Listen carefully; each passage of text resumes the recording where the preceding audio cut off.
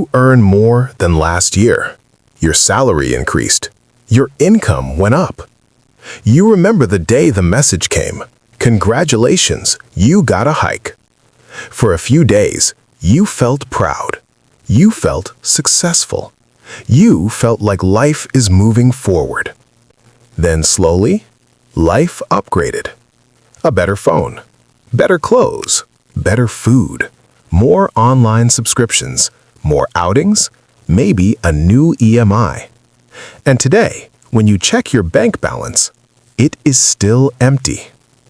Pause. Let me ask you something honestly. Where did the extra money go? You worked harder, you gave more time, you handled more pressure. So why is there no peace? Why does income growth feel good for a moment, but financial security never comes? Why do most people work harder every year, earn more every year, yet live with the same tension every month? One emergency, one medical bill, one job problem, and everything feels shaky again. This audiobook is not about earning more money. It is about understanding why savings fails even when income grows. Because the problem is not your salary. The problem is something hidden, something psychological, something nobody taught us. By the end of this audiobook, you will clearly understand why your savings are not growing, and more importantly, how to reverse this permanently. Not with complicated formulas, not with big words, but with simple truth. Let's begin. Chapter 1. The Illusion of Growth. Income growth feels powerful, but most of the time, it is only an illusion. Let me explain. When your salary increases, the first thing you feel is happiness. Not safety, not freedom, just happiness. That happiness comes from the brain. It is called dopamine. Dopamine is the same chemical you feel when you buy something new, you get likes on social media, someone praises you. A salary hike gives the same feeling. For a few days you feel, I am doing well in life. I am growing. I am successful. But this feeling does not last because income growth gives emotional comfort, not financial stability. Here is the dangerous part. Your numbers go up, but your habits stay the same. You earn more, but you still spend first and save later. You earn more, but you still don't track where money goes. You earn more, but you still depend on the next salary. So what really changed? Only the speed. Money comes faster. Money also goes faster. Earlier, you worried at the end of the month. Now, you worry in the middle of the month. Earlier, small expenses hurt. Now, big expenses hurt. This is why income is not equal to wealth. Income is money that comes in. Wealth is money that stays. A tap bringing water is income. A tank storing water is wealth. Most people increase the tap size but never build the tank. And without a tank, more water only means more overflow. That is why many high-income people are still financially weak. They look successful, they sound successful, but inside they are fragile. One problem and everything can collapse. Remember this line carefully. Growth without control is just faster leakage. If money flows without direction, more income does not save you. It only hides the problem for some time. In the next chapter, we will expose the biggest reason why money leaks faster as income grows. It is silent, it is normal, and almost everyone is trapped inside it. Let's continue. Chapter 2. Lifestyle Inflation, the Silent Thief. There is a thief in your life. It does not break locks.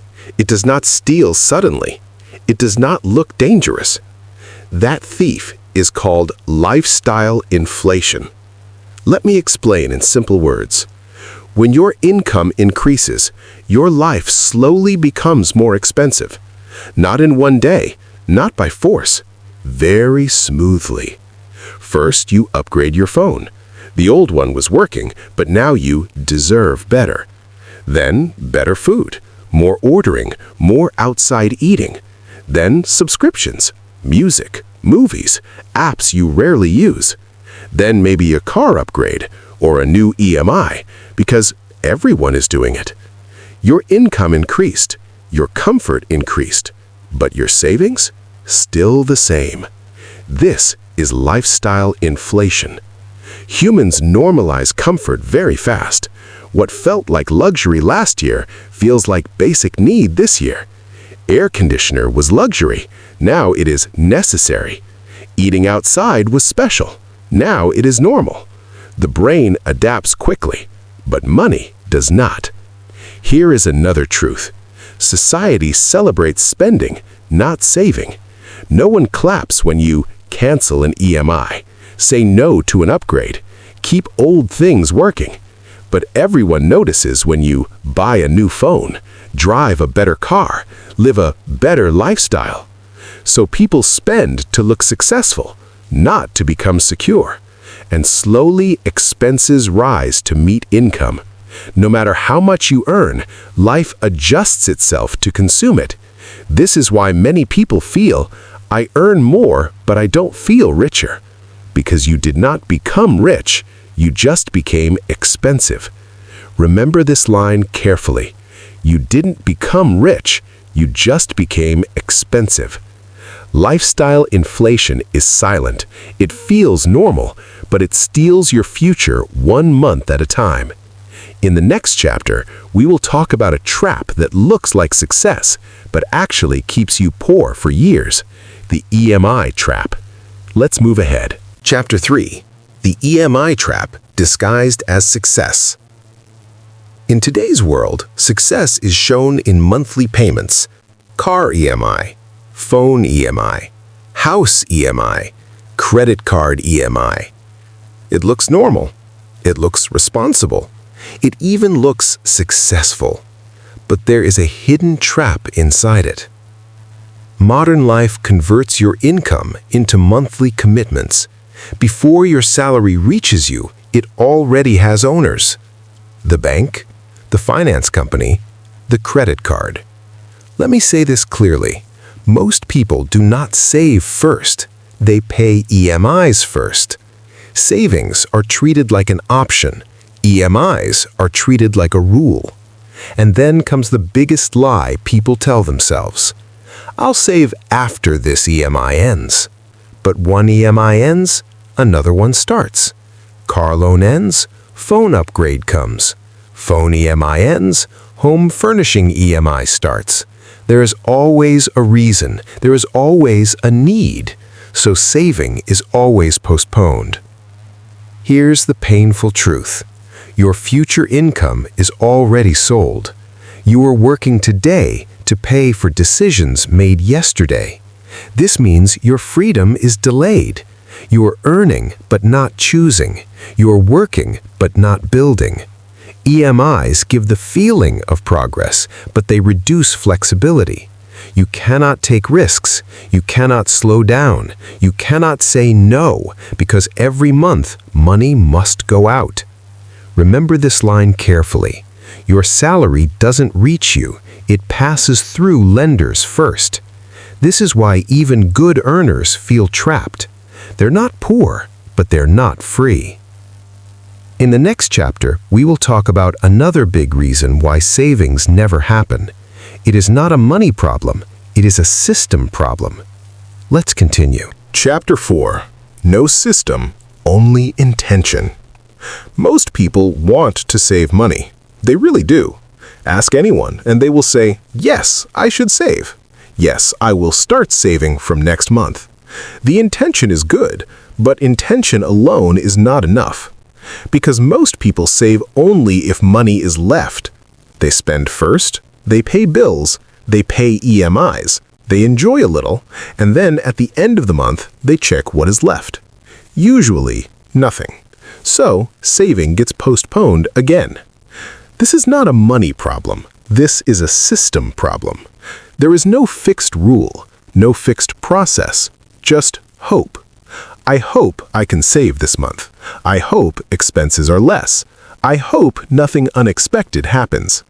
Hope is not a strategy. Another big issue is no automation. Money comes into the account and waits there. And money that waits gets spent because spending is easy. Saving needs effort.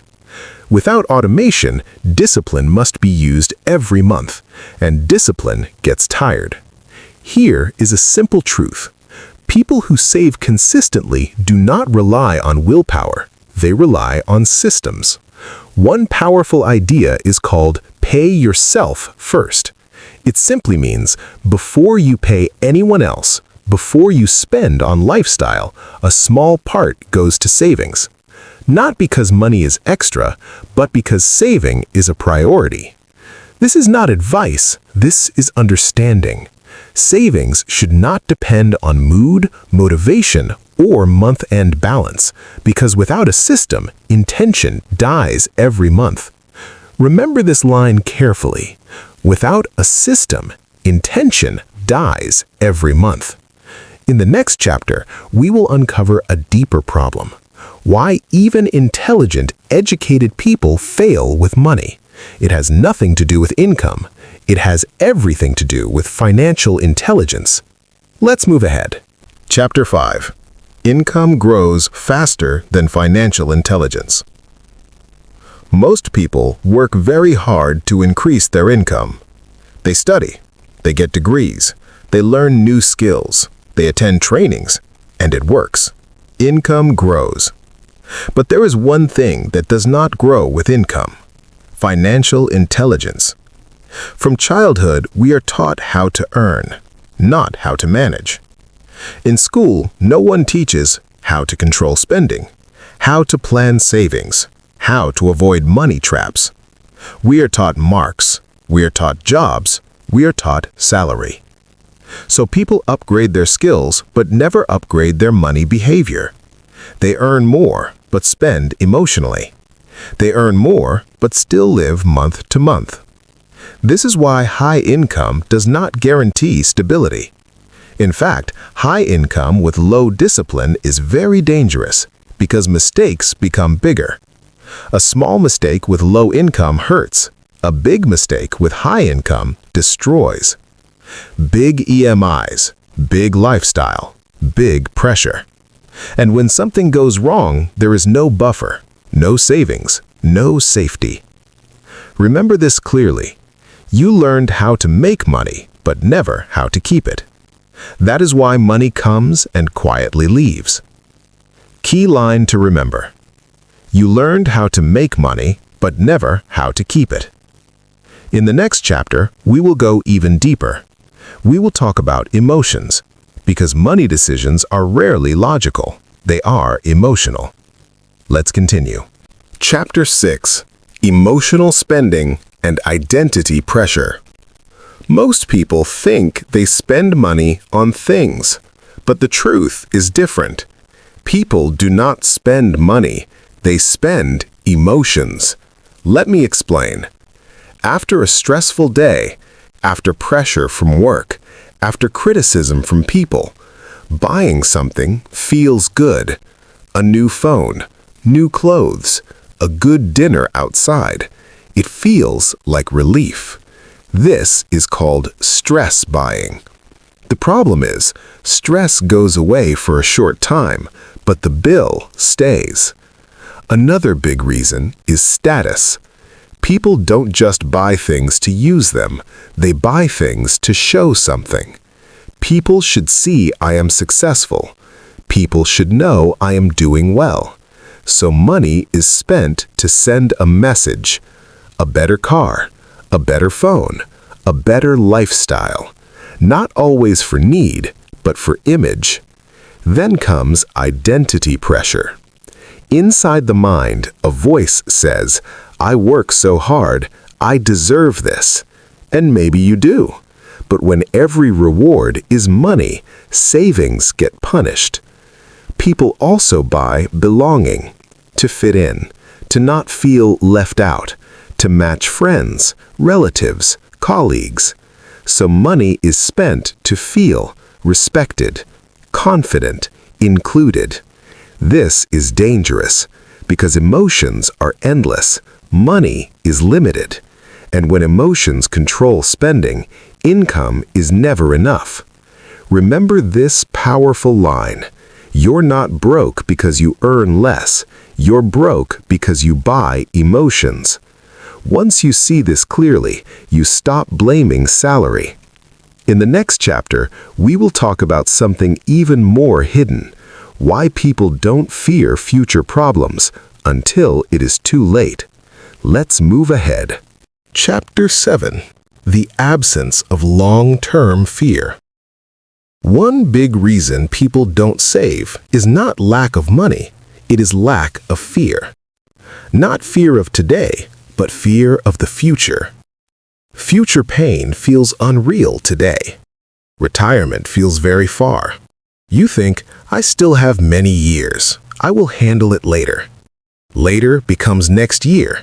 Next year becomes someday. Someday never comes. Emergencies also feel imaginary. You know accidents happen. You know medical problems come. But deep inside, the mind says, it won't happen to me. So preparation is delayed. Humans are built to react, not to prepare. We act only when pain is visible. When salary stops, then fear comes. When hospital bill comes, then fear comes. When job is lost, then fear comes. But by then, options are less. This is why people spend easily today, because today's comfort is real. Tomorrow's problem is not.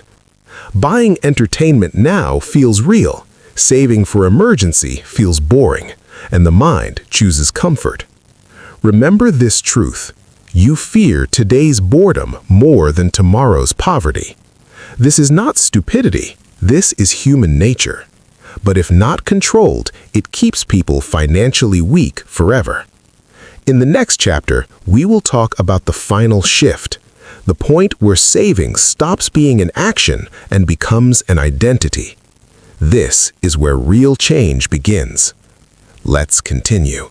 Chapter 8: The Turning Point. Saving is identity, not action. Real change does not start with money. It starts with identity. Most people see saving as an action, something they try to do. If possible, I will save. If something is left, I will save. This never works for long, because action needs effort. Identity needs no effort. Some people see themselves as spenders, not because they are bad, but because this is how they think. Money comes, money is used. Others see themselves as builders. Money comes, money is protected first. This small difference changes everything.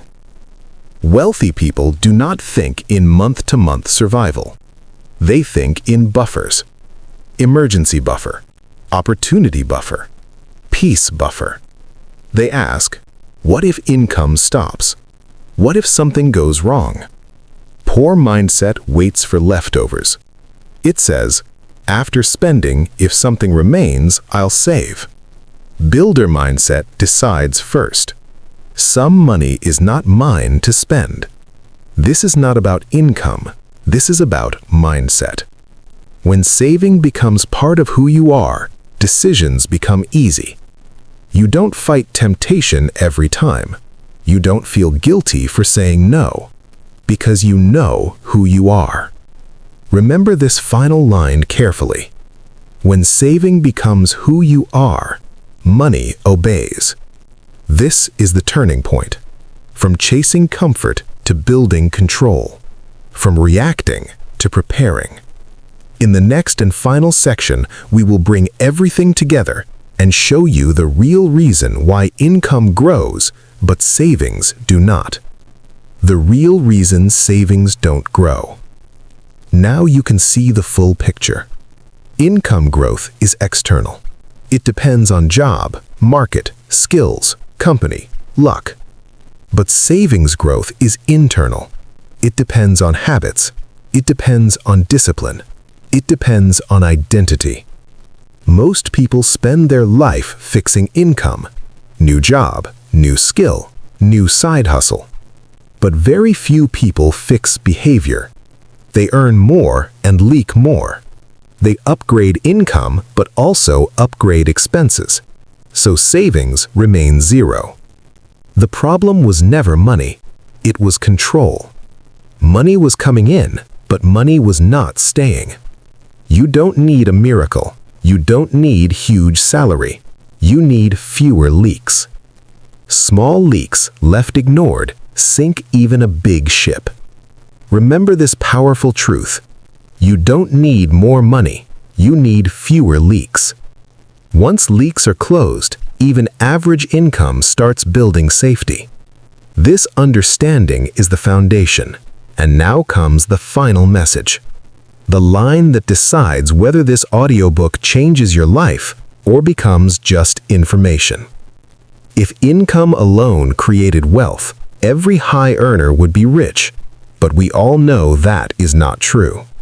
Many people earn a lot, yet live with stress, with fear, with no freedom. Because wealth is not built when people are watching. It is built in silence, in small decisions, in saying no when it is easy to say yes, in controlling money when nobody is watching. Real wealth is quiet. No show, no noise, just control. Remember this carefully. Your income will decide your lifestyle, but your savings will decide your freedom. Lifestyle gives comfort. Freedom gives peace. Choose wisely. This is not the end of learning. This is the beginning of awareness. Thank you for listening.